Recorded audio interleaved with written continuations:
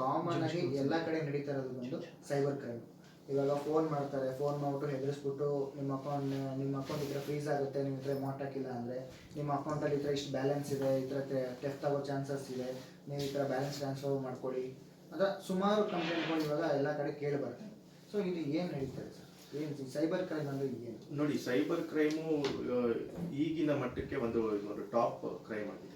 So ಎಲ್ಲರೂ ಇದರಲ್ಲಿ ಯಾವುದೇ ರೀತಿಯಾದ ಅನ್ಎಜುಕೇಟೆಡ್ಸು ಭಾಗಿಯಾಗ್ತಾ ಇಲ್ಲ. ಎಲ್ಲ ಎಜುಕೇಟೆಡ್ ಪೀಪಲ್ಲು ಜಾಸ್ತಿಯಾಗಿ ಭಾಗಿಯಾಗ್ತಾ ಇದ್ದಾರೆ. ಅದರಲ್ಲೂ ಸಾಫ್ಟ್ವೇರ್ ಇಂಜಿನಿಯರ್ಗಳಾಗಿರ್ಬೋದು. ಈ ಕೇಸ್ಗಳಲ್ಲಿ ಏನು ಮಾಡ್ತಾರೆ, ಡಿಜಿಟಲ್ ಅರೆಸ್ಟ್ ಅಂತ ಒಂದು ಮಾಡ್ತಾರೆ. ಈಗ ಪೊಲೀಸ್ನವರು ಯಾರ್ದೋ ಒಬ್ಬ ವ್ಯಕ್ತಿದು ನಂಬರ್ ತಗೊತಾರೆ, ಡೈರೆಕ್ಟಾಗಿ ವಿಡಿಯೋ ಕಾಲ್ ಮಾಡ್ತಾರೆ. ವಿಡಿಯೋ ಕಾಲಲ್ಲಿ ಅವರು ಪೊಲೀಸ್ನವರ ಒಂದು ಡ್ರೆಸ್ಸಲ್ಲಿ ಇರ್ತಾರೆ.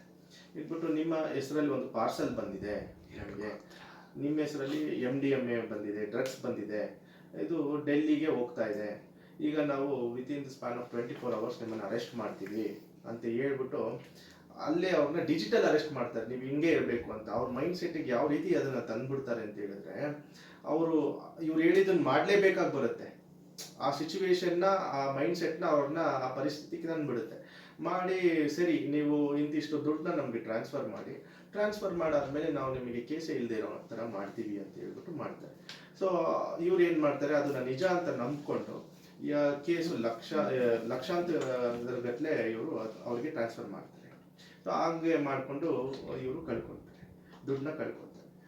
ಈಗ ಈ ದುಡ್ಡು ಕಳ್ಕೊಂಡಿದ್ದ ಸಮಯದಲ್ಲಿ ಏನಾಗುತ್ತೆ, ನೆಕ್ಸ್ಟು ಇವರು ಗೊತ್ತಾಗುತ್ತೆ ನಾವು ಫ್ರಾಡ್ ಆಗಿದ್ದೀವಿ, ನಮಗೆ ಫ್ರಾಡ್ ಮಾಡಿದ್ದಾರೆ, ಇದು ಫೋರ್ಜರಿ ಮಾಡಿದ್ದಾರೆ ಅಂತ ಹೇಳಿ ಗೊತ್ತಾಗಿರುವಂತಹ ಸಂದರ್ಭದಲ್ಲಿ ಅವರು ನೆಕ್ಸ್ಟ್ ಪೊಲೀಸ್ ಅವರಿಗೆ ಹೋಗಿ ಕಂಪ್ಲೇಂಟ್ ಕೊಡಬೇಕಾಗುತ್ತೆ, ಅಥವಾ ಆನ್ಲೈನಲ್ಲಿ ಸೈಬರ್ ಕ್ರೈಮ್ ಕಂಪ್ಲೇಂಟ್ ರೈಸ್ ಮಾಡಬೇಕಾಗಿ ಬರುತ್ತೆ.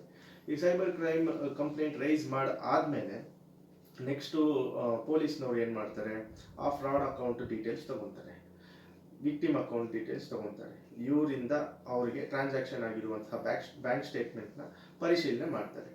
ಯಾವಾಗ ಟ್ರಾನ್ಸ್ಫರ್ ಆಗಿದೆ, ಯಾವ ಡೇಟಲ್ಲಿ ಟ್ರಾನ್ಸ್ಫರ್ ಆಗಿದೆ, ಎಲ್ಲವನ್ನು ಪರಿಶೀಲನೆ ಮಾಡಿ ಎಲ್ಲವನ್ನು ಕನ್ಫರ್ಮ್ ಆದಮೇಲೆ ಏನು ಮಾಡ್ತಾರೆ, ಆ ಅಕೌಂಟಲ್ಲಿ ಇವರು ವಿಕ್ಟಿಮ್ ಅಕೌಂಟಿಂದ ಅಕ್ಯೂಸ್ಡ್ ಅಕೌಂಟಿಗೆ ಟ್ರಾನ್ಸಾಕ್ಷನ್ ಆಗಿದೆಯಲ್ಲ, ಆ ಅಕೌಂಟಲ್ಲಿ ಇನ್ನೂ ದುಡ್ಡು ಇದೆಯಾ ಇವ್ರು ಟ್ರಾನ್ಸ್ಫರ್ ಮಾಡಿರೋದು ಅಂತ ನೋಡ್ತಾರೆ. ಅಕಸ್ಮಾತ್ ಇವರು ಈಗ ಒಂದು 10 ಲಕ್ಷ ಟ್ರಾನ್ಸ್ಫರ್ ಮಾಡಿದ್ದಾರೆ ಅಂತ ತಿಳ್ಕೊಳ್ಳಿ, ಫಾರ್ ಎಕ್ಸಾಂಪಲ್. ಆ 10 ಲಕ್ಷದ ಜೊತೆ ಇನ್ನ ಒಂದು 40 ಲಕ್ಷ ಇತ್ತು ಅಂತ ತಿಳ್ಕೊಳ್ಳಿ. ಟೋಟಲ್ 50 ಲಕ್ಷ ರೂಪಾಯಿ ಇದೆ. ಆ 50 ಲಕ್ಷ ರೂಪಾಯಿನೂ ಇವರು ಪೊಲೀಸ್ನವರು, ಸೈಬರ್ ಕ್ರೈಮ್ ಪೊಲೀಸ್ನವರು ಫ್ರೀಸ್ ಮಾಡುವಂತಹ ಇವರಿಗೆ ರೈಟು ಇದೆ. ಅದು 102 CRPC ಅಡಿಯಲ್ಲಿ ಇವರಿಗೆ freezing or seizing of any property which has been alleged by any person, the so and so respondent police can freeze or seize such property ಅಂತ ಇದೆ. ಸೊ ಆ ಕಾನೂನು ಅಡಿಯಲ್ಲಿ 102 CRPC ಅಡಿಯಲ್ಲಿ ಅವರು ಫ್ರೀಸ್ ಮಾಡ್ತಾರೆ. ಫ್ರೀಸ್ ಮಾಡಾದ್ಮೇಲೆ ಈಗ ಇವರು 10 ಲಕ್ಷ ಕಳ್ಕೊಂಡಿದ್ದಾರೆ, 50 ಲಕ್ಷ ಅಕ್ಯೂಸ್ಡ್ ಬ್ಯಾಂಕಲ್ಲಿದೆ, 50 ಲಕ್ಷನೂ ಫ್ರೀಸ್ ಆಗಿರುತ್ತೆ. ಅದನ್ನ ತಿರ್ಗಿ ಡಿಫ್ರೀಸ್ ಮಾಡಿ ವಿಕ್ಟಿಮ್ ಅಕೌಂಟಿಗೆ ರಿಲೀಸ್ ಮಾಡಬೇಕು ಅಂತ ಹೇಳಿದಾಗ ಇವ್ರಿಗೆ ಒಬ್ಬ ವಕೀಲರ ಒಂದು ಹೆಲ್ಪ್ ಬೇಕಾಗುತ್ತೆ. ವಕೀಲರ ಹತ್ರ ಬಂದು ಅವರು ಅರ್ಜಿನ ಸಲ್ಲಿಸಬೇಕಾಗುತ್ತೆ. ಕೋರ್ಟ್ಗೆ ಅರ್ಜಿ ಸಲ್ಲಿಸಾದ್ಮೇಲೆ IO ರಿಪೋರ್ಟ್ ಅಂತ ಕರೀತಾರೆ. ಆ IO ರಿಪೋರ್ಟ್ನ ಹಾಕ್ತಾರೆ. ಯಾವಾಗ ಇಂಥವ್ರು ಬಂದು ಇಂಥ ಕ್ರೈಮ್ ನಂಬರಲ್ಲಿ ನಮಗೆ ಕಂಪ್ಲೇಂಟ್ ಕೊಟ್ಟಾದ್ಮೇಲೆ ಇಷ್ಟು ಅಮೌಂಟ್ ಇವ್ರು ಟ್ರಾನ್ಸಾಕ್ಷನ್ ಮಾಡಿದ್ದಾರೆ, ಇಷ್ಟು ಅಮೌಂಟ್ ಇವ್ರಿಗೆ ಫ್ರೀಸ್ ಆಗಿದೆ, ಇಷ್ಟು ಕಳ್ಕೊಂಡಿದ್ದಾರೆ ಅಂತ ಹೇಳಿ ಎಲ್ಲಾನು ಆ IO ರಿಪೋರ್ಟಲ್ಲಿ ಮೆನ್ಷನ್ ಆಗಿರುತ್ತೆ.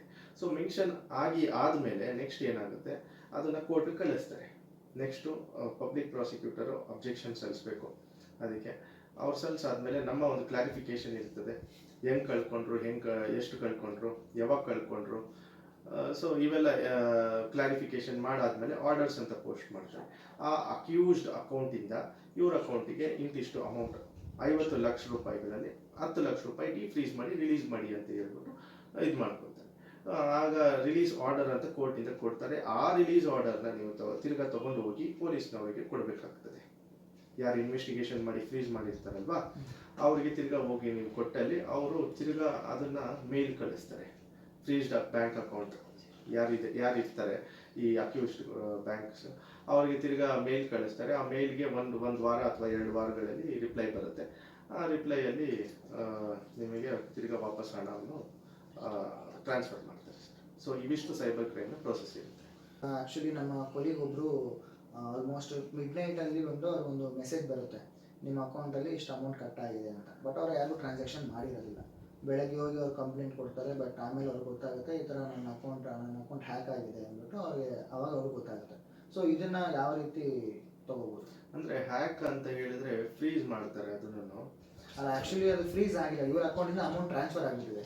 ಅದೇ ಇವರು ಅದನ್ನ ಯಾವಾಗ ಎಲ್ಲಿ ಯಾರ್ಗನ ಪಾಸ್ವರ್ಡ್ ಲೀಕ್ ಆಗಿದೆಯಾ ಅಥವಾ ಇವ್ರಿಗೆ ಉಪಯೋಗಿಸುವಂಥ ಒಂದು ಲ್ಯಾಪ್ಟಾಪ್ ಆಗಿರಲಿ ಕಂಪ್ಯೂಟರ್ ಆಗಿರಲಿ ಇವರು ಅದನ್ನ ಫರ್ಗಾಟ್ ಪಾಸ್ವರ್ಡ್ ಅಂದರೆ ಅಲ್ಲಿ ಬೇರೆ ಇನ್ಯಾರಾದರೂ ಇವ್ರ ಲ್ಯಾಪ್ಟಾಪ್ನ ಯೂಸ್ ಮಾಡ್ತಾ ಇದ್ದೀರಾ ಇವೆಲ್ಲನೆಲ್ಲ ನೋಡಬೇಕಾಗಿ ಬರುತ್ತೆ. ಇದನ್ನೆಲ್ಲ ನೋಡಿ ಆಮೇಲೆ ನೀವು ಈ ಥರ ನಮಗೆ ಫ್ರಾಡ್ ಆಗಿದೆ ಅಂತ ಹೇಳ್ಬಿಟ್ಟು ನೀವು ಕಂಪ್ಲೇಂಟ್ ಒಂದು ರೈಸ್ ಮಾಡಿದ್ರೆ ಸೈಬರ್ ಕ್ರೈಮ್ ಮೂಲಕ 66D ಮತ್ತು 66C ಅಡಿಯಲ್ಲಿ IT act, information technology act ಪ್ರಕಾರ ಅವರಿಗೆ ಕೇಸನ್ನು ದಾಖಲೆ ಮಾಡಿಕೊಂಡು ನಿಮಗೆ ಅದನ್ನು ಅಮೌಂಟ್ ಏನು ನೀವು ಕಳ್ಕೊಂಡಿರ್ತೀರ ಆನ್ಲೈನ್ ಮೂಲಕ ಅದು ರಿಕವರ್ ಮಾಡ್ಕೊಳ್ಳಿಕ್ಕೆ ಪೊಲೀಸ್ನವ್ರು ನಿಮಗೆ ಸಹಾಯ ಮಾಡ್ತಾರೆ ಸರ್.